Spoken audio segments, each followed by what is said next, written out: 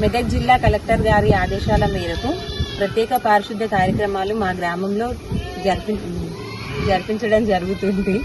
నిన్నటి రోజున మురికి కాలువలు తీయడము, వాటి పక్కనున్న చెత్తని తీసేయడము జరిగింది.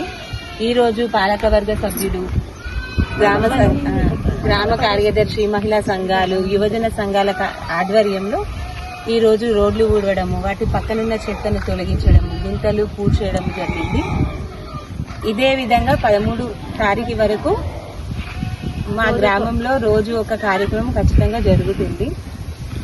ఈ కార్యక్రమం యొక్క ముఖ్య ఉద్దేశము ఏంటంటే రోడ్లను క్లీన్గా ఉంచడము, మురికి కాలువలు నీట్గా ఉంచడము,